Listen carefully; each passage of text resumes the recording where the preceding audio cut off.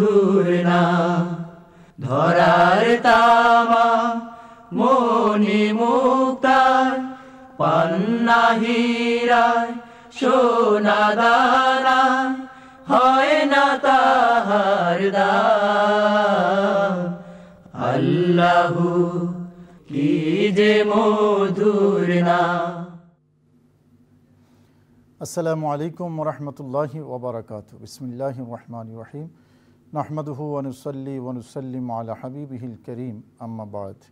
দূরের এবং কাছের, দেশের এবং প্রবাসীর সম্মানিত দর্শক, আমন্ত্রণ জানাচ্ছি আপনাদের প্রিয় গ্রামীণ ফোন নিবেদিত রমজান মোবারক powered by fresh instant food cream milk powder অনুষ্ঠানে। আশা করি সকলে ভালো আছেন। সম্মানিত দর্শক, আজ 29 রমজান।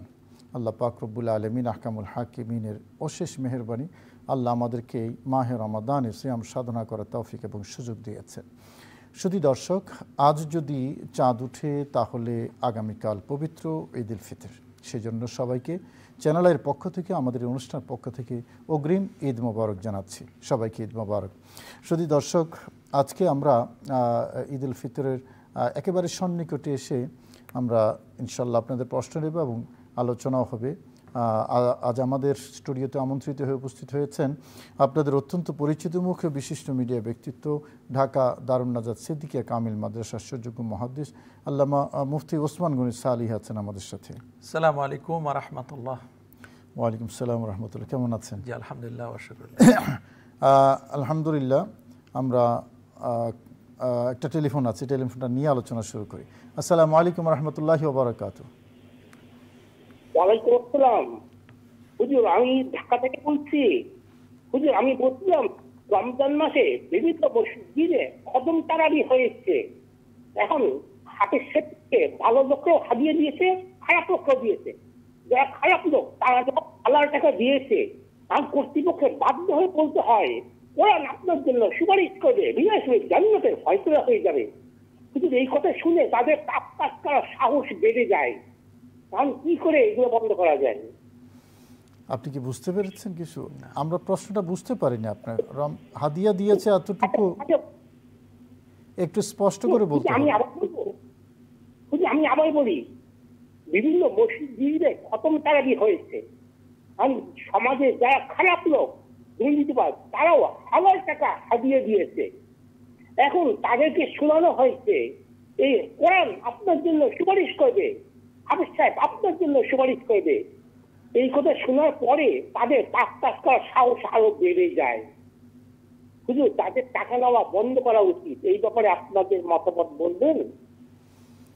আমরা যদ্দূর বুঝতে পেরেছি যে হাফেজদেরকে খারাপ লোকেরাও দেয় তো, এবং তাদেরকে বলে যে আপনারা টাকা দিলে মানে জান্নাতে যাবেন, এরকম কোরআন সুপারিশ করবে, সুপারিশ করবে। কি বলবেন? আমি যতদূর বুঝতে পেরেছি আর কি প্রশ্নটা। প্রথমে বলবো যে হাফেজ সাহেব যারা পবিত্র কোরআন কারীম দীর্ঘ 1টি মাস তাদেরকে শুনিয়েছেন, তারা তাদের দায়িত্ব পালন করেছেন। কিন্তু আমরা যারা তাদের পিছনে নামাজ পড়েছি, আমরা আমাদের দায়িত্বটি পালন করব। কোরআন কারীমের কোনো বিনিময় হয় না, বরং হাদিয়া হবে। তাহাদাও তাহাব্বু, আল্লাহর হাবিব বলেন তোমরা হাদিয়া দিবে, এবং হাদিয়া দেওয়াও সুন্নত, হাদিয়া নেওয়াও সুন্নত। এখানে যখন হাদিয়াটা গ্রহণ করবে, হাফেজ সাহেবদের পক্ষে এমনটা জানা সম্ভব নয় যে তারা কোন মুসল্লি, তার ইনকাম সোর্স কি, কিভাবে তিনি ইনকাম করেন, তার ডেবিট হয় কিভাবে, ক্রেডিট হয় কিভাবে, এটা হাফেজ সাহেবদের জানা এটা সম্ভব নয়। তাদেরকে একটা হাদিয়া দেওয়া হয় সমস্ত মুসল্লিদের পক্ষ থেকে। এটি যদি তিনি গ্রহণ করেন তার কোনো অপরাধ হবে না। বাকি যে মসজিদ কমিটি যারা আছেন তারা যদি মিথ্যা আশ্বাস দেয়, তারা যদি জেনে শুনে যে এটা হারামের টাকা, তাদেরকে বলা হয় যে আপনারা তো 1 মাস কোরআন মাজিদ শুনলেন, এখন এই কোরআন আপনাদের সুপারিশ করবে। হ্যাঁ, কোরআন ঠিকই সুপারিশ করবেন। কোরআন হুজ্জাতুন লাকা আও আলাইকা, কোরআন কারো পক্ষে সুপারিশ করবেন, কোরআন কারো বিপক্ষে সুপারিশ করবেন। হাফেজের তো কোনো তাদের কোনো অপরাধ নাই। জি, আসসালামু আলাইকুম ওয়া রাহমাতুল্লাহি ওয়া বারাকাতুহু। ওয়ালাইকুম আসসালাম। আসসালামু আলাইকুম হুজুর। ওয়ালাইকুম আসসালাম। হুজুর, আমি পঞ্চগড় থেকে আব্দুর রহমান বলতেছিলাম। জি বলুন। হুজুর, আমি আপনাদের এই অনুষ্ঠানে নিয়মিত দর্শক।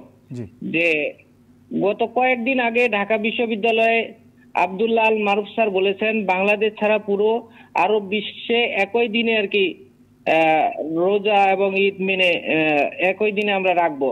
এখন দেখছি অন্যরকম, বিষয়টা সম্পর্কে আমরা জানতে চাই আর কি। জি, ধন্যবাদ আপনাকে।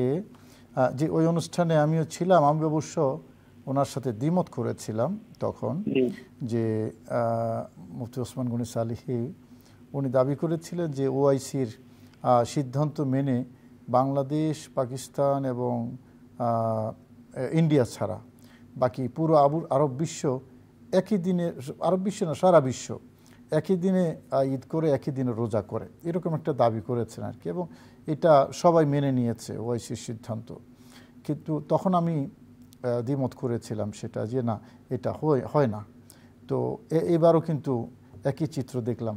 কি বলবেন মানে এটা শুনে তো এক ধরনের হাসি পাচ্ছে, আবার একটা ডাহা মিথ্যা কথা বললেও কিন্তু ভুল হবে না। কারণ আমরা তো জাজ্জল্য দেখতে পাচ্ছি যে এই বছরে আজকে সৌদি আরব ঈদ পালন করলো, আরো বেশ কয়েকটি রাষ্ট্র ঈদ পালন করেছে, অথচ পাশে জর্ডান। আমার কাছে একটা তালিকা আছে, আপনি আলোচনার সুবিধার্থে আমি তালিকাটা আগে, আল জাজিরা টেলিভিশনের যে একটা প্রতিবেদন আছে সেই তালিকাটা আমার কাছে আছে। আজকে রোববার ঈদ করেছে সৌদি আরব, সুদান, নাইজেরিয়া, তুরস্ক, ইয়েমেন, সুমানিয়া, আরব আমিরাত, কাতার, বাহরাইন, কুয়েত, এই রাষ্ট্রগুলো আজকে রোববার ঈদ করেছে। আর আগামীকাল, আজকে কি বার ছিল? আজকে শনিবার। জি হ্যাঁ, আগামীকাল ঈদ করবে ওমান, পাকিস্তান। মানে আজকে ঈদ করে নেই, আজকে তো রবিবার, সরি আজকে রবিবার, আজকে ঈদ করে নেই যারা, এরকম একটা তালিকা আল জাজিরা থেকে পেয়েছি আমি।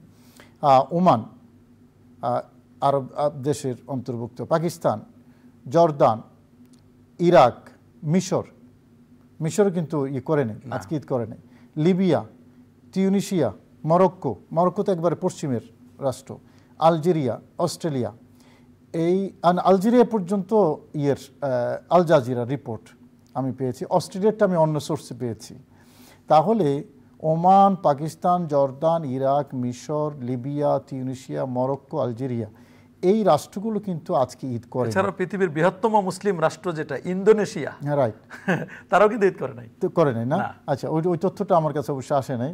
তাহলে এই যে মানে আমাদের দেশে শুধু ডক্টর মারুফ না, আরও আছে আমাদের প্রফেসর শমসুর আলী সাহেব, উনিও এই কথাটা জোর দিয়ে বলেন যে, ডক্টর মাহবুব সাহেব একই কথা বলেন। যাই হোক, মানে সারা পৃথিবী মেনে নিয়েছে, শুধু আমরা ছাড়া। কিন্তু আমরা দেখলাম একেবারে মাথা উঁচু করে মিশর বললো যে না, আমরা চাঁদ দেখে নিয়ে আমরা ঈদ করবো না, মাথা উঁচু করে। ওটা ভিডিও ফুটেজ। মামলাকাতুল মারাকেশ, মরক্কোর যিনি গ্র্যান্ড মুফতি, তিনি বলেছেন আমরা কখনো ঈদ করতে পারি না যেহেতু চাঁদ দেখে নেয়, তারাও বলছেন। রাইট। তাইলে এই যে মানে ভৌগোলিক ভিন্নতায় প্রত্যেক দেশে আলাদা করে চাঁদ দেখে ঈদ করছে, সেক্ষেত্রে আমরা যদি এখানে বলি যে না, সারা পৃথিবী মেনে নিয়েছে ওআইসির কথা, কিন্তু চাঁদপুর দেখলো কেমনে? চাঁদপুর বা ভোলা, আরো কিছু যারা আমাদের বাংলাদেশি যারা, তারা কিভাবে দেখলো চাঁদ?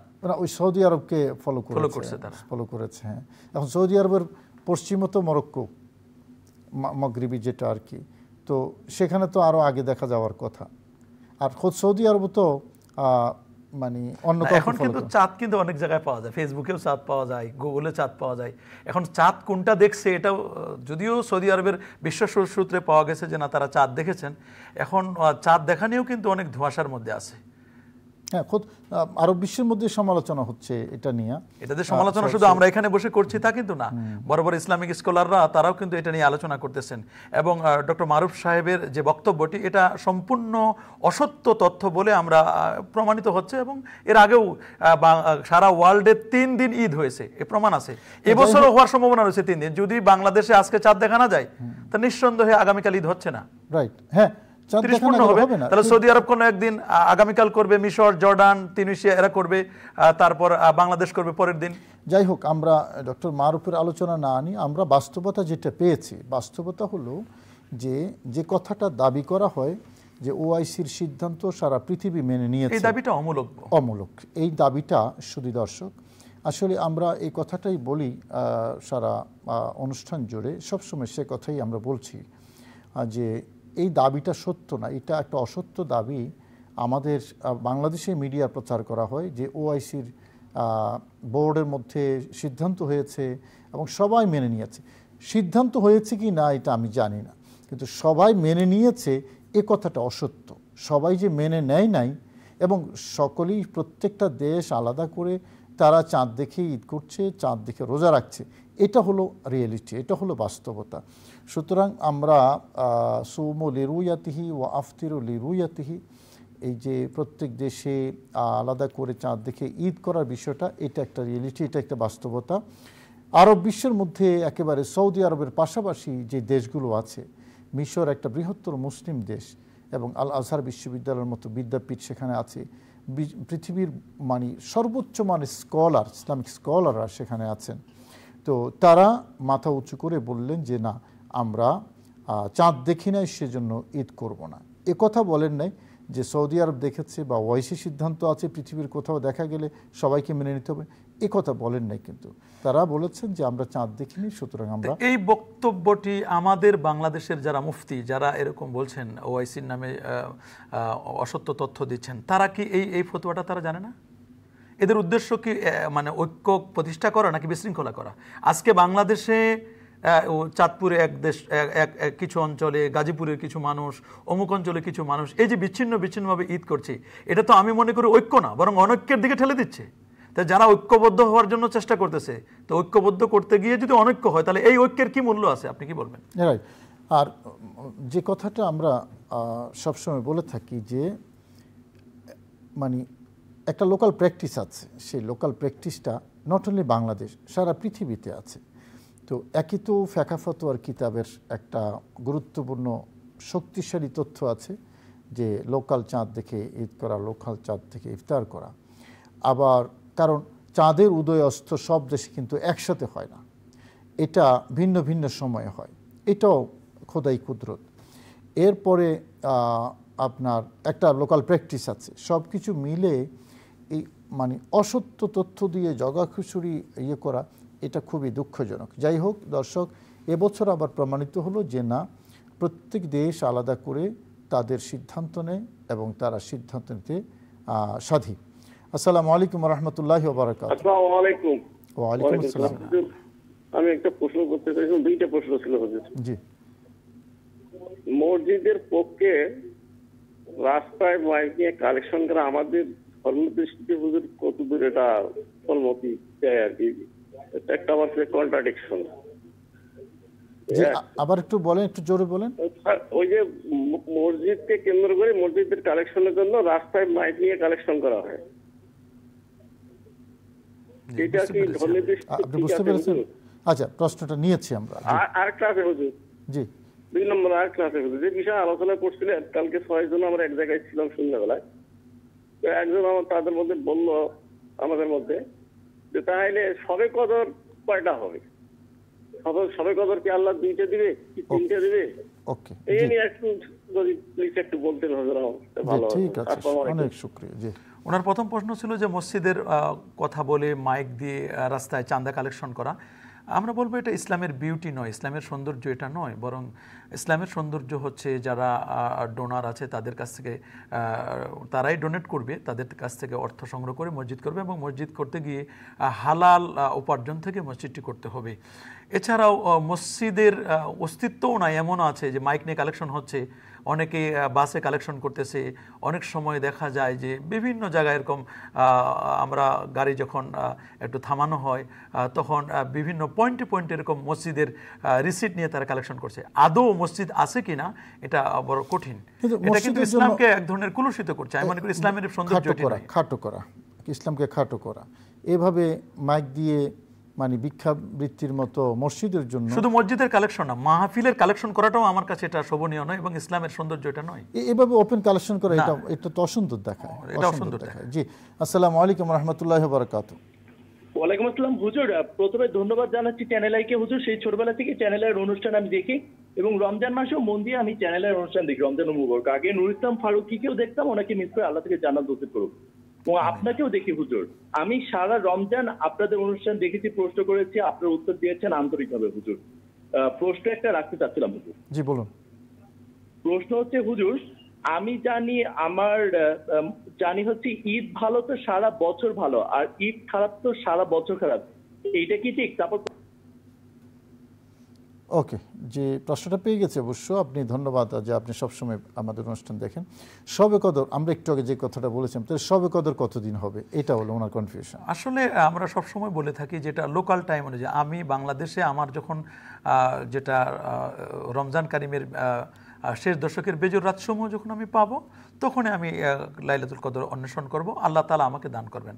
আল্লাহ দুইটা কেন, সব জায়গায় আল্লাহ তাআলা দিতে পারেন, যখন যাকে যেটা প্রয়োজন তখন তাকে দেওয়াটাই, এটাই হচ্ছে রব। পৃথিবীর মনে করেন আমাদের এখানে দিন, অন্য দেশের রাত হতে তো পারে, এটা অসম্ভব কিছু না, এটা তো বাস্তবতা। তো আমাদের এখানে যখন রাত, অন্য দেশে দিন, তো ওনারা রাত, পরের রাত যেটা পাওয়া যাবে সেটাতেই করবে, সেটা রাত, কোনো বাধা নেই। যে অর্থাৎ যার যেখানে যখন বেজর রাত হবে তখনই তিনি ইবাদত করবেন।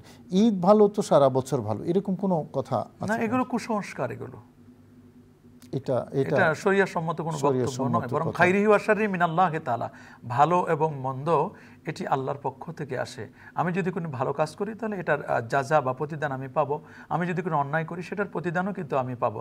তবে ঈদের দিনটিতে ভালো পোশাক পরিধান করা, তারপর ঈদের দিনে একটু আনন্দ উদযাপন করা, কুল বিফাদলিল্লাহি ওয়া বিরাহমাতিহি ফাবিযালিকা ফালিয়াফরাহু হুয়া খায়রুম মিম্মা ইয়াজমাউন, এটা উদযাপন করা, খুশি হওয়া, এটা নিঃসন্দেহে ভালো কাজ। কিন্তু এটার উপর ডিপেন্ড করবে বাকি আরও 364 দিন বা 365 দিনের, এটি ইসলাম সম্মত নয়। না, এটা ওই যে একটা কথা আছে, সুলক্ষণ কুলক্ষণ, যেটা মানে আরবিতে ফাল বলে আর কি, ফাল, যে ঘর থেকে বের হলো আর কুকুর দেখলো, বললো যে আমার আজকে কুলক্ষণ, এরকম কিছু আছে কুসংস্কার। তারপরে অনেকে বলে যে মানে দুইটা কলা একসাথে লাগানো থাকলে যদি কেউ খায় তাহলে জোড়া সন্তান হবে। এটা তো ভালোই, জোড়া সন্তান হলে তো খরচটাও বেঁচে গেল, দুইবার অপারেশন লাগলো না, আর একসাথে দুইটা সন্তান হতে ভালো। পরীক্ষায় ডিম খেয়ে গেলে গোল্লা পাবে, ডিম খেলে গেলে তো মেধা খুলবে, গোল্লা পাওয়ার কথা না। এই যে কুসংস্কার সমাজে কিছু আছে, শুধু এগুলো না, আরো অনেকগুলো কুসংস্কার আছে সমাজে। আচ্ছা আচ্ছা, জি, এগুলো ইসলাম সমর্থিত না। জি, আসসালামু আলাইকুম ওয়া রাহমাতুল্লাহি ওয়া বারাকাতুহু। হ্যালো, আসসালামু আলাইকুম। আসসালামু আলাইকুম। আচ্ছা, আমার প্রথমে বলি, দীর্ঘ একটা মাস আপনারা অনুষ্ঠান করছেন, 4টা কখন বাজবে সেই অপেক্ষা করে বসে থাকতাম, কিন্তু আজকে সম্ভবত আপনাদের অনুষ্ঠানটা শেষ হয়ে যাচ্ছে, সেজন্য খুব খারাপ লাগছে এই জিনিসটা বলছে আর কি। আমার একটা প্রশ্ন হলো, আমরা আমাদের প্রত্যেকের বাসায় বাথরুম আমরা ব্যবহার করি, ওটা তো হাইকমোড আছে, আমরা বাথরুমে করি, অজু করার পরে তো আমরা একটা আশহাদুল্লাহ ইলাহা ইল্লাল্লাহ দোয়াটা করি, কলিমাটা পড়ি। আমরা কি এই যে বাথরুমে সেই দোয়াটা, কলিমাটা পড়তে পারবো, পড়া যাবে? এগুলো একটা। আর আরেকটা প্রশ্ন করতে পারি? জি জি জি, আরেকটা প্রশ্ন হলো, সালামের ব্যাপারটা আমরা অনেকে জানি, সবাই জানি, আসসালামু আলাইকুম মূলত এইভাবে সালাম দিতে হয়, কিন্তু আমরা আমাদের অধিকাংশ মানুষ সবাই এভাবে বলে আসসালামু আলাইকুম। সে কিন্তু খারাপ নিয়তে বলে না, সে কিন্তু মন থেকে সালাম দেওয়ার জন্যই বলে। এই বিষয়টাকে তো তার কি ক্ষতি হয়ে যাচ্ছে কিনা, বা এটা তো আমরা সম্ভবত 80% লোকে এইভাবেই সালাম দিয়ে দেয়, কিন্তু খারাপ নিয়তে দেয় না। প্রশ্ন পেয়ে গেছি, আপনার দুটো প্রশ্নই পেয়ে গেছি আমরা। ধন্যবাদ। আমাদের আসলে এই অনুষ্ঠানের জন্য আপনারা বসে থাকতেন, অপেক্ষা করতেন, কোটি কোটি দর্শক, আপনাদের সকলের প্রতি কৃতজ্ঞতা জানাচ্ছি। এই রমজান মাসে আপনারা আমাদের সঙ্গ দিয়েছেন। ইনশাল্লাহ আপনারা থাকবেন চ্যানেলের সাথে। প্রতি বছরই রমজান আসবে ইনশাল্লাহ। আল্লাহ পাক রব্বুল আলামিন আমাদেরকে হায়াতে বাঁচিয়ে রাখলে আপনাদের সাথে দেখা হবে ইনশাল্লাহ। তো বাথরুমে অজু করে দোয়া পড়া আমাদের শহরের জীবনে যেই বিষয়টি আছে, আসলে বাথরুমে যেখানে হাই কমোড থাকে বা লো কমোডগুলো থাকে, এখানে এক জায়গায়, আর আরেকটি যেখানে পানির কল থাকে, যেখানে উজুর জায়গাটা বা বেসিংটা, এটা আরেক জায়গায়। যদি ওই অংশটুতে না থাকে, তিনি এখানে এসে উজু করেন, এখানে যদি দোয়া পড়েন, তাহলে কোনো বাধা নেই। তবে যদি খুব কাছাকাছি থাকে, একেবারে লাগা থাকে, তাহলে সেক্ষেত্রে দোয়া পড়বে না। বরং মাঝখানে যদি একটা কাপড় দেওয়া যায় কিনা, যাতে করে পানিগুলো ছিটকে না আসে, তার গায়ে যেন না পড়ে, এই বিষয়গুলো আমাদের খেয়াল করতে হবে। আমরা এই প্রশ্ন বিস্তারিত আগেও আলোচনা করেছি। যে আর সবচেয়ে ভালো হয় যদি ঘরের কোনো একটা জায়গায় ওযুর জন্য আলাদা একটা পয়েন্ট, আলাদা স্পেস রাখা ভালো, একটা পয়েন্ট যদি থাকে, এটা খুব সম্ভব, ইঞ্জিনিয়ারিং ভিউ থেকে খুব সম্ভব। জি, আসসালামু আলাইকুম ওয়া রাহমাতুল্লাহি ওয়া বারাকাতুহু। ওয়ালাইকুম আসসালাম ওয়া রাহমাতুল্লাহি ওয়া বারাকাতুহু। ভাইজান, আমার দুটো প্রশ্ন ছিল। জি জি, একটু জোরে বলুন আর টেলিভিশন ভলিউমটা কমিয়ে প্রশ্ন করুন।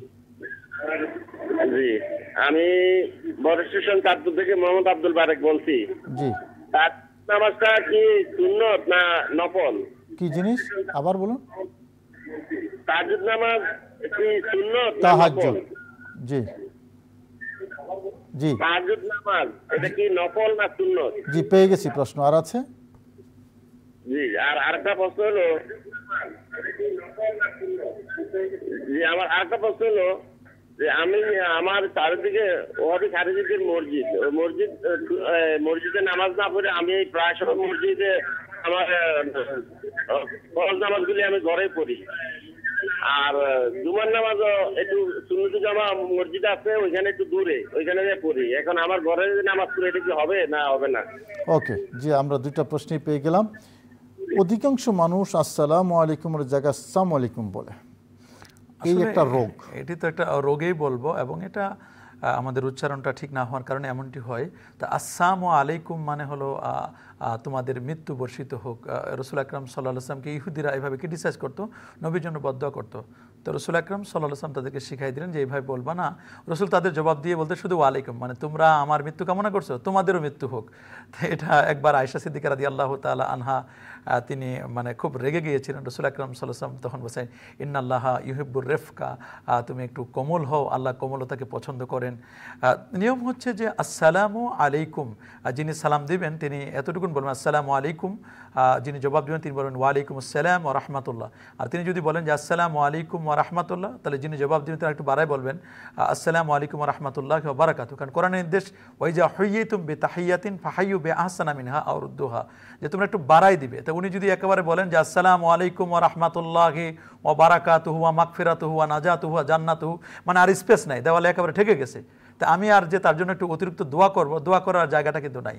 তবে হ্যাঁ, অনেকেই সালামুল্লাহ আলাইক, সালামুন আলাইকা এরকম যদি কেউ বলে বিভিন্ন স্টাইলে বলা হয়। বিকৃত যে উচ্চারণটা, এটা তো মহা মুশকিলের কথা।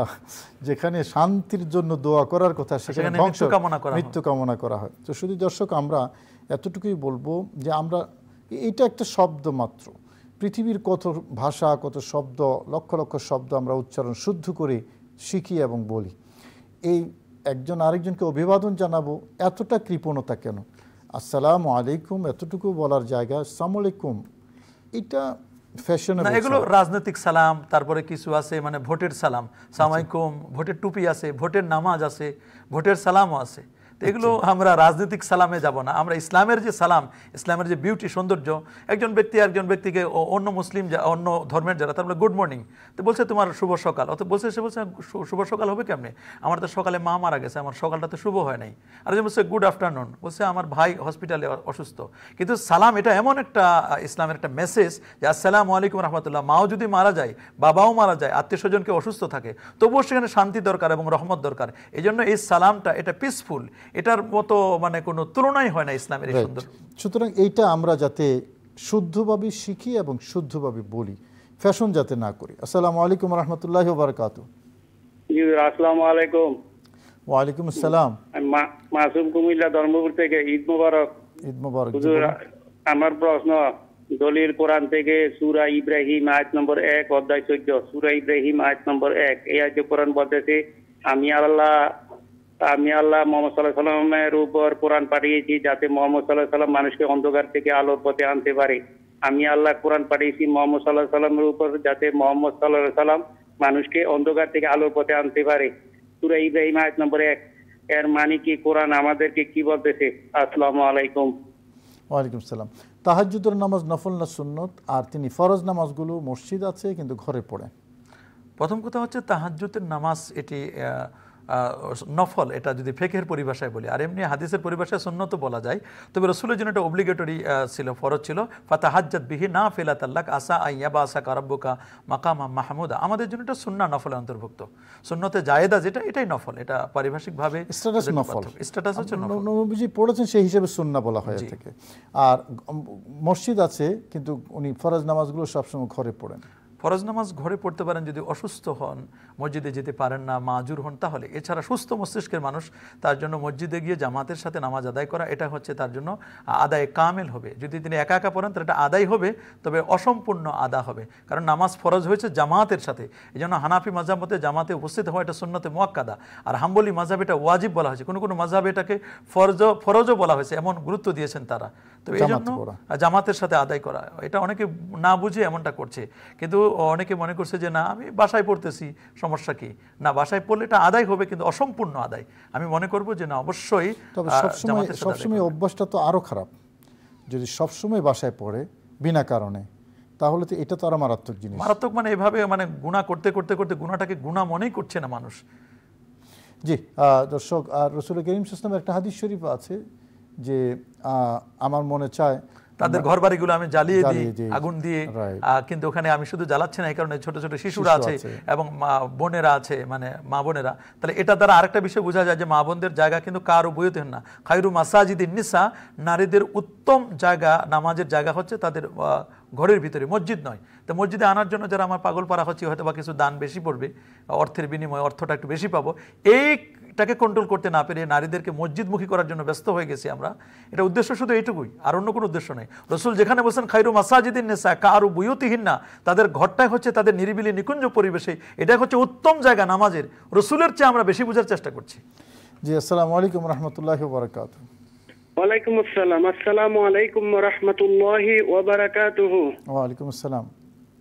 হুজুর, আমি আয়াতুল্লাহ পাটোয়ারি আল কাদেরী লক্ষ্মীপুর থেকে বলছিলাম। আপনারা মসজিদে নামাজ পড়ার কথা বলছেন, আমি একমত, হাদিসেও আছে। কিন্তু আশেপাশে যে মসজিদগুলো আছে, সেই মসজিদগুলোর মধ্যে বিশেষ করে কাওমি মাদ্রাসাপন্থী জালেমরা রাসূলের শানে বেয়াদবি করে। এখন তাদের পিছনে আমরা কেমনে নামাজটা পড়ি? এখন আমরা নামাজটা কিভাবে ওদের পিছনে পড়বো? আপনারা তো বলছেন মসজিদে নামাজ পড়ার কথা, এরা রাসূলের শানে গোস্তাকি করে, রাসূল ঈদ মিলাদুন নবীর শানে বেয়াদবি করে, এদের পিছনে আমরা কেমনে নামাজ পড়বো? ওকে, আপনার প্রশ্নটা পেয়ে গেছি। আমরা গতকালকে অবশ্য এই বিষয়ে আমরা কথা বলেছিলাম, যে আগে বলেছি কোনো ইমাম যদি তার দূষিত আকিদা, বিকৃত আকিদা যদি সুনির্দিষ্টভাবে আপনি জানতে পারেন যে আকিদা তার মানে পদস্খলনের প্রমাণ বহন করে এবং খারেজানির ইসলামের প্রমাণ বহন করে, তাহলে এইরকম ইমামের পেছনে ইক্তেদা করা নাজায়েজ। এটাও কিন্তু আমরা বলেছি, সুনির্দিষ্টভাবে আপনি যদি জানেন যে সে রাসূলের শানে এমন এমন গোস্তাকি করে, বেয়াদবি করে, আল্লাহর শানে বেয়াদবি করে, দ্বীনের ব্যাপারে যদি কটূক্তি করে, তো এরকম থাকতে পারে, এটা বিচিত্র কিছু না। সেক্ষেত্রে আপনি যদি সুনির্দিষ্টভাবে জানেন, তাহলে সেটা আপনার জন্য শিথিলযোগ্য, আপনি কেন ইক্তেদা করবেন তার পিছনে। কিন্তু আমরা কথা বলছি জেনারেল কথা, যে ইমাম সহিউল আকিদা আছে, অথবা আপনি জানেন না তার ব্যাপারে তার আকিদা বিশুদ্ধ কিনা, কি বলেন আপনি?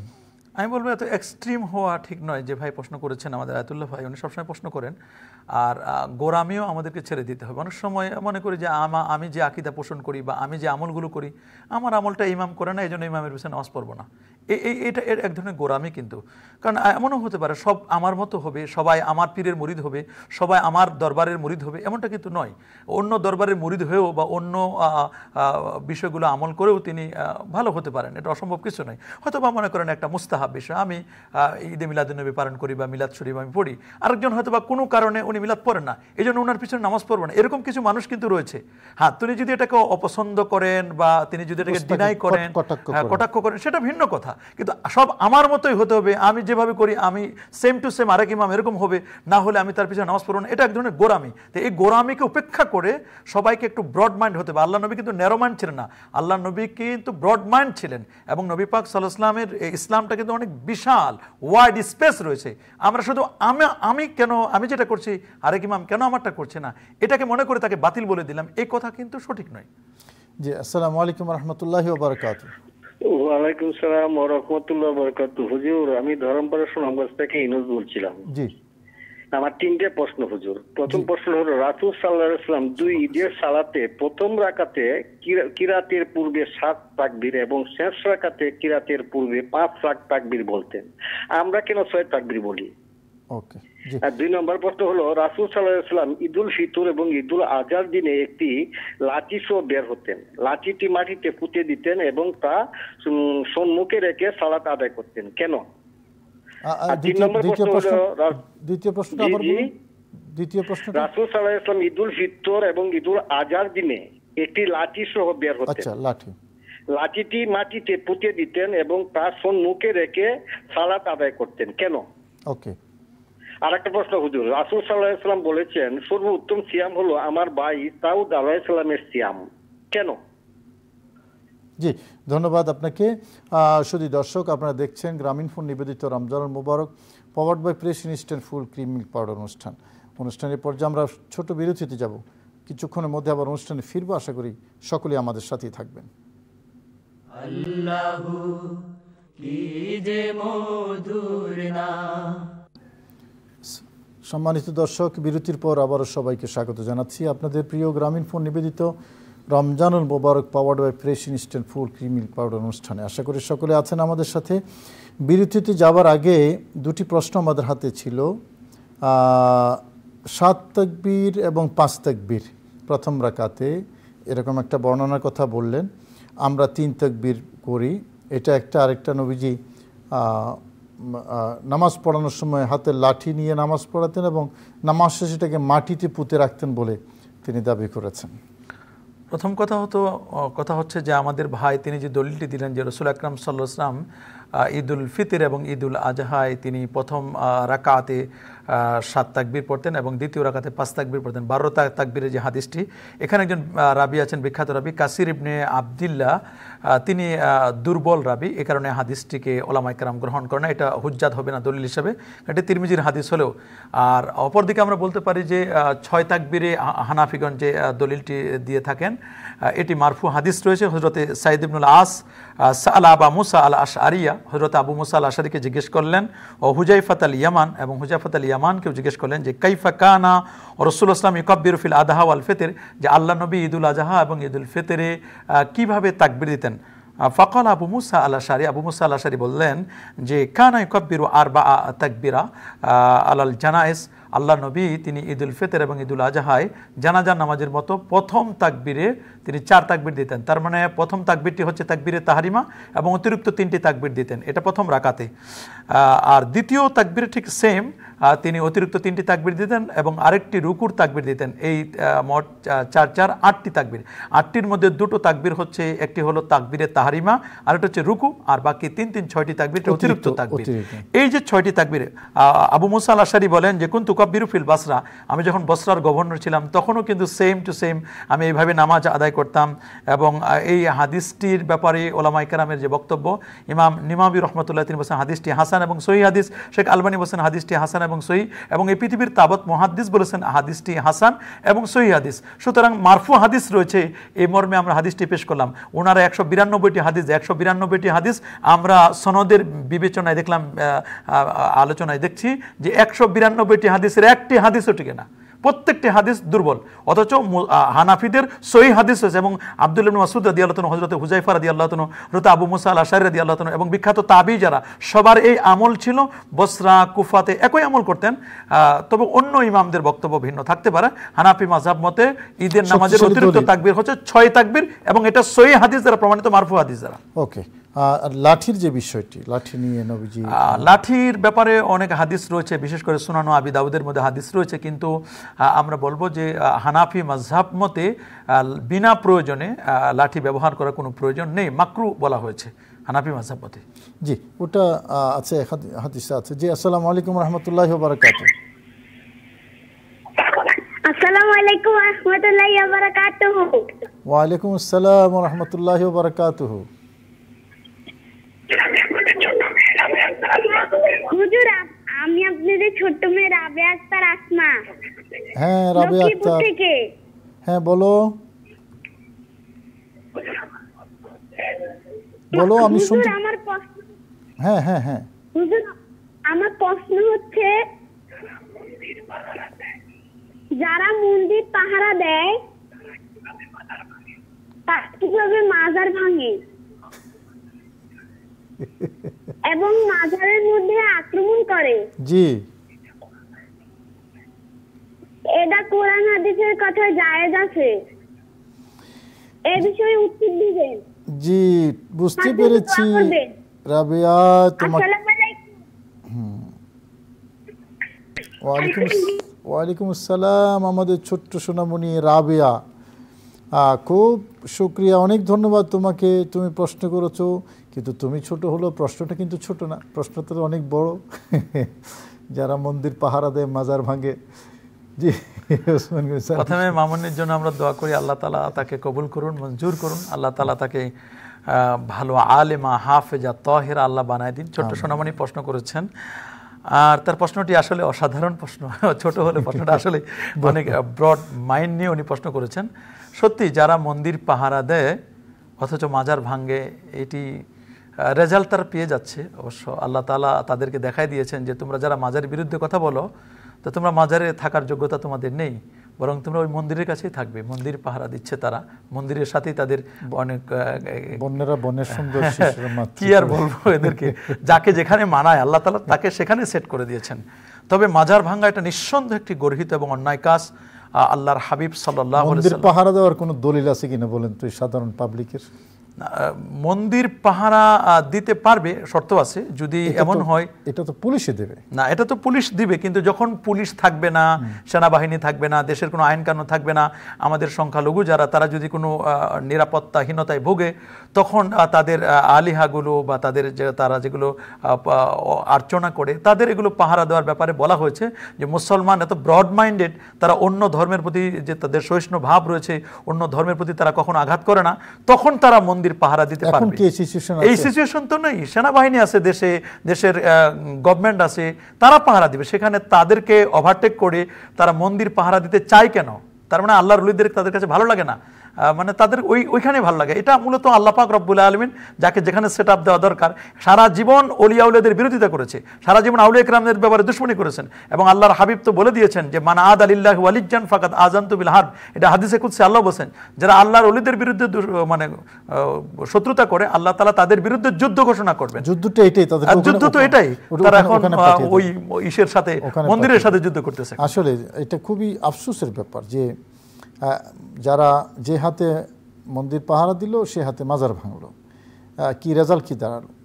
তো যাদেরকে খুশি করার জন্য মন্দির পাহারা দিয়েছে, তারা কিন্তু ইনাদেরকে খুশি করার জন্য মসজিদ রক্ষা করে নেয়, ওনারা কিন্তু মসজিদ ভেঙে দিয়েছে। এবং আমরা হৃদয় রক্তক্ষরণ হয় এগুলা যখন দেখি।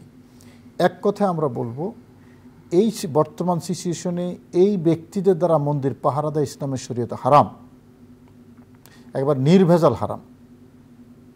এটা এদের দায়িত্ব না, যাদের দায়িত্ব তারা দেবে। হ্যাঁ, সাম্প্রদায়িক সম্প্রীতি রক্ষার জন্য তাদের পূজা অর্চনা করার যেই উপাসনালয়, এটা সেফটি দরকার আছে, কিন্তু সেফটি দেওয়ার জন্য এটা আলাদা কর্তৃপক্ষ আছে, সে কর্তৃপক্ষ দেবে যারা এই দায়িত্ববান।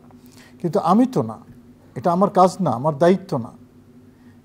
যারা সেখানে পাহারা দিতে গিয়েছে তাদের দায়িত্বটা হারাম, হারাম, হারাম, নির্ভেজাল হারাম এটা।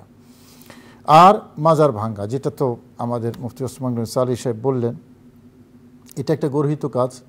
এটা মূলত ওই এখানে অনিসলামিক কাজ হয় সেই কারণে না, অনিসলামিক কাজ তো এরকম বহু জায়গায় হয়, মাদ্রাসা হয়, মসজিদেও তো আমরা সোশ্যাল মিডিয়ায় দেখেছি হিল্লা বিবাহের কাণ্ড কারখানা। তাই বলে মসজিদ ভেঙে দেবে, মাদ্রাসা ভেঙে দেবে, কত মানে গর্হিত কাজ হয়। মাদ্রাসা ছোট ছোট সোনামণিরা নির্যাতিতা হয়, তাইলে তো ওগুলো চোখে দেখে না, চোখে দেখে এটা। আর যদি তাই হয় মাজারে, তো এটা না তুমি বন্ধ করবা, মাজার ভাঙছো কেন, কী কারণে মাজার ভাঙছো? মূলত আল্লাহর ওলিদের দুশ্মনী আছে ভেতরে, সে কারণেই মাজার ভাঙছে, আর অন্য কিছু না। এখানে জায়েজ না জায়েজের কাজের প্রশ্ন না। আর একজন মানুষের যদি মাথায় যদি উকুন হয়, তাহলে তো মাথা কেটে ফেলবে না, পেটে যদি ব্যথা হয় তো পেটকে আলাদা করে দেওয়ার সুযোগ নয়, তো ওষুধ খেতে হবে। মাজারে যদি কোনো অসামঞ্জস্য দেখা হয় তাহলে মাজারের দায়িত্বশীল যারা, মোতাওয়াল্লি যারা, তাদেরকে ওয়ার্নিং দিতে হবে, তাদেরকে রিমাইন্ডে রাখতে হবে যে আপনারা এই অসামঞ্জস্য জিনিসগুলো সরে ফেলেন। কিন্তু এর মানে মাজার ভাঙতে হবে। আর মাজার কি ভাঙে? আশপাশে দান বাক্স বা যেগুলো আছে ওগুলো দু একটা ইট ভাঙে। যদি মাজার ভাঙার প্রয়োজন হয় তা শাহজালাল ইয়ামানি রহমতুল্লাহর মাজারে গিয়ে ওনার যেখানে কফিন মোবারক আছে ওইটা খুলে দেখাও যে কফিন আছে কিনা, তখন দেখা যাবে অরিজিনাল মাজার ভাঙে কিনা। আশপাশের কিছু লাইট টাইট বা আশপাশের কিছু এগুলো ভেঙে মাজার ভাঙা, এগুলো আরেকটা প্রহসন। মাজার ভাঙার এটা আরেকটা প্রহসন। মূল মাজারে গিয়ে দেখাক না আমাদেরকে যে এটা শাহজালাল ইয়ামানির মূল তার কফিন মোবারক এখানে দাফন করা হয়েছিল, এটা আল্লামা অমুক হুজুরের, এটা এই আল্লামা শহীদ ইসলাম ফারুক রহমতুল্লাহর মাজারে গিয়ে দেখাক না যেটা শহীদ ইসলাম ফারুক রহমতুল্লাহর কবর খুঁড়ে দেখাক আমাদেরকে অরিজিনাল যেখানে তাকে দাফন করা আছে। তখন দেখা যাবে মাজারে আল্লাহর ওলিরা জিন্দা না মুর্দা, তখন দেখা যাবে। জি, আসসালামু আলাইকুম ওয়া রাহমাতুল্লাহি ওয়া বারাকাতুহু। ওয়ালাইকুম আসসালাম হুজুর, প্রথমে লাইনটি বিচ্ছিন্ন হয়ে গেছিল তাই পুরো প্রশ্ন করতে পারি না, আবারও ওই প্রশ্ন অন্য প্রশ্ন করতে চাচ্ছিলাম হুজুর, কিন্তু এখন আরেকটা প্রশ্ন নিয়ে আসছি, যেহেতু একটু আগে মন্দির নিয়ে প্রশ্ন করেছিল একজন। জি, দুইটা প্রশ্নই রাখলাম। প্রথম প্রশ্নটা হচ্ছে, আপনি তো একটু আগে বললেন যে মন্দির পাহারা দেওয়া হারাম, তাহলে 5ই আগস্টের পরে দেশে যখন অস্থিতিশীল অবস্থা হয়ে গেল তখন অনেকে বলে যে সংখ্যালঘুরা নিরাপদ না, তাহলে এত মাদ্রাসার ছাত্ররা তাহলে কেন মন্দির পাহারা দিল? আর দ্বিতীয় প্রশ্ন হচ্ছে হুজুর, ঈদের দিনে নবীজি এমন কি কি করেছেন যে ঈদের মানে ঈদটা একদম পুরো বরকতময় হয়েছে? আমরা তো যেটা করি যে ঈদের সাথে সময় সবার সাথে মিলমিশ করি, সবার সাথে কোলাকুলি করি, সবাইকেই এমনি খাওয়াই, আপ্যায়ন করি। নবীজি কি কি করেছেন? ওকে, আমরা তা করতে চাই। জি জি জি, আমরা পেয়ে গেছি। মাদ্রাসার ছাত্ররা ওখানে পাহারা দিয়েছে, এটা সম্পর্কে আমরা পর্যাপ্ত বলেছি। মাদ্রাসার ছাত্র পাহারা দেখ, মুহাদ্দিস দেখ, মুফতি পাহারা দেখ, এটা জায়েজ না, হারাম কাজ, এটা হারাম কাজ। ওখানে শিরিক, আমি শিরিক পাহারা দিতে যাব কেন? যথাযথ কর্তৃপক্ষ আছে। এই হারাম কাজটা মূলত পার্শ্ববর্তী একটা দেশকে খুশি করার জন্য, মানে রাষ্ট্রীয় সুযোগ সুবিধা পাওয়ার জন্য। এমন খুশি হলো এসে আবার বাংলাদেশে মসজিদও ভাঙলো। তাইলে এগুলা মানে যারা সামান্য বিবেক বুদ্ধি রাখে তারা কিন্তু জানে। এবং একটা প্যানিক সৃষ্টি করা, মানে কি করা, মিডিয়া কাভারেজ নেওয়া, আর কিছু না। যে অমুক মাদ্রাসা বা অমুক দলের হুজুররা, ছাত্ররা মন্দির পাহারা দিয়েছে, আর কিছু না। জায়েজ না জায়েজ তো ইসলামটাকে তো সেভাবেই প্যাকেজিং করে ফেলেছে, তারা প্যাকেজিং করে ফেলেছে। আছে কিছু, এবং এটা তো আমানতের খেয়ানত। ছাত্রদেরকে নিয়েছে পড়াশোনা করাবে, ওরা থাকবে ক্লাসরুমে বাদ দিয়ে ওরা চলে আসে মন্দিরে। আমরা কি মেসেজ দিলাম পৃথিবীকে? কি মেসেজ দিলাম? হযরত ইব্রাহিম আলাইহিস সালাম কি করেছেন? জাতির পিতা মন্দির পাহারা দিয়েছেন। প্রত্যেকে আপন আপন ধর্ম পালনের স্বাধীন, তারা তাদের ধর্ম পালন করুক। আমি কেন তাদের মন্দির পাহারা দেব? এটা কি আমার দায়িত্ব? আল্লাহ আমাকে সেই দায়িত্ব দিয়েছেন যে তুমি মন্দির পাহারা দাও। তারা ওখানে শিরিক কাজ করে, তুমি পাহারা দাও। আল্লাহ আমাদেরকে এই জন্য পাঠিয়েছেন, ওমা খালাকতুল জিন্না ওয়াল ইনসা ইল্লা লিয়াবুদুন। এটা কি সেজন্য? এটার অর্থ কি? এটা তামাশা আর কি, এটা একটা তামাশা, আর কিছু না। যাই হোক, নবীজি সাল্লাল্লাহু আলাইহি ওয়াসাল্লাম ঈদের দিনে কি কি করেছেন, আল্লাহ হেদায়েত নসিব করুন সবাইকে। রাসূল আকরাম সাল্লাল্লাহু আলাইহি ওয়াসাল্লাম সাধারণত ঈদের রাতে তিনি ইবাদত বন্দি করতেন এবং ফজরের নামাজ তিনি জামাতের সাথে তিনি আদায় করতেন সাহাবায়ে কেরামদেরকে নিয়ে। এরপর তিনি গোসল করতেন, এরপর নতুন পোশাক পরিধান করতেন। রাসূল আকরাম সাল্লাল্লাহু ঈদুল ফিতরে কিছু খেয়ে যেতেন, মিষ্টান্ন 7টা বা 9টা এভাবে খেজুর তিনি খেয়ে যেতেন। তারপরে তিনি যে পথ দিয়ে যেতেন অন্য পথে তিনি আবার আসতেন সবার সাথে। তিনি ঈদগাহে যাওয়ার আগে তিনি সাদাকাতুল ফিতর আদায় করতেন। এই কাজগুলো কিন্তু রাসূল আকরাম সাল্লাল্লাহু করতেন। এবং ঈদুল ফিতরে তিনি তাকবীর পড়তেন, আল্লাহু আকবার, আল্লাহু আকবার, লা ইলাহা ইল্লাল্লাহু, আল্লাহু আকবার, আল্লাহু আকবার, ওয়ালিল্লাহিল হামদ। এবং আরেকজনকে ঈদের শুভেচ্ছা জানাতেন, তাকাব্বালাল্লাহু মিন্না ওয়া মিনকুম ওয়া সালিহাল আমাল। তারপরে ঈদুম মুবারাকুন, ঈদ কারীম, ঈদুন সাঈদুন, এভাবে অভিবাদন তিনি জানাতেন। তারপরে তিনি গরিবদের খোঁজ খবর নিতেন, সবার সাথে ঈদের শুভেচ্ছা বিনিময় করতেন রাসূল আকরাম সাল্লাল্লাহু আলাইহি ওয়াসাল্লাম।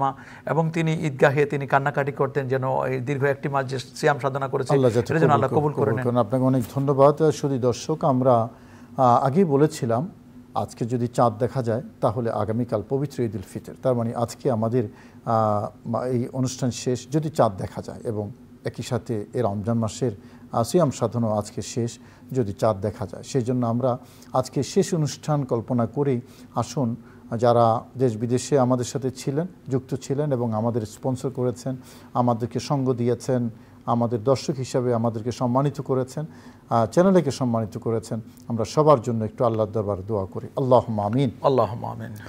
اللهم صل على سيدنا محمد وعلى آل سيدنا محمد وبارك وسلم ربنا ظلمنا أنفسنا وإن لم تغفر لنا وترحمنا لنكونن من الخاسرين اللهم آمين ربنا فاغفر لنا ذنوبنا وكفر عنا سيئاتنا وتوفنا مع الأبرار رب ارحمهما كما ربياني صغيرا রব্বুল আলামিন আল্লাহ আমরা সকলেই গুনাহগার আল্লাহ এই পবিত্র মাহে রমাদানের 29 রোজার শেষ লগ্নে মাওলা আল্লাহ আমরা এই অনুষ্ঠানে আপনাকে স্মরণ করছি মাওলা দুই হাত তুলে ভিক্ষা চাইছি মাওলা দয়া করে মেহেরবানি করে পবিত্র মাহে রমাদানের সিয়াম সাধনা আমাদের সকলের পক্ষ থেকে আপনি কবুল করুন আমিন আল্লাহুম্মা মাওলাই করিম আল্লাহ আমাদের অনুষ্ঠানকে আপনি কবুল করুন আল্লাহুম্মা আমিন আমাদের সকলের গুনাহ খাতা maaf করুন আমাদের আব্বাজান আম্মাজান সহ আপনজন যারা কবরবাসী হয়েছেন সকলের গুনাহ খাতা maaf করুন মাওলাই করিম আল্লাহ সারা মাস জুড়ে যারা আমাদের অনুষ্ঠানে সহযোগিতা করেছেন স্পন্সর হয়েছেন আল্লাহ সকলকে আপনি বরকত নসিব করুন আল্লাহ সম্মানিত দর্শক যারা আমাদের সাথে যুক্ত ছিলেন কোটি কোটি দর্শক আল্লাহ সকলের উপর আপনি রহমত নাজিল করুন মাওলাই করিম আল্লাহ চ্যানেলের কলা কুশলী যারা অনুষ্ঠানের সাথে সম্পৃক্ত ছিলেন চ্যানেলের মালিক পক্ষ সহ আল্লাহ সকলের উপর আপনি রহমতে কামেলা নাজিল করুন আমাদের প্রিয় দেশ বাংলাদেশের উপর আপনি রহমতে কামেলা নাজিল করুন সাল্লাল্লাহু সাল্লাম আলা হাবিবিহিল করিম ওয়া আলা আলিহি ওয়া সাহবিহি আজমাইন ওয়ারহামনা বিরহমাতিকা ইয়া আরহামার রাহিমিন। শুধু দর্শক একটা বিজ্ঞাপন বিরতির পর আজকে আপনাদের হতে পারে শেষ কাফেলা দেখার আমন্ত্রণ জানাচ্ছি, আমরা বিদায় চাইছি। আসসালামু আলাইকুম ওয়া রাহমাতুল্লাহি ওয়া বারাকাতুহু। আল্লাহু কি যে মধুর নাম।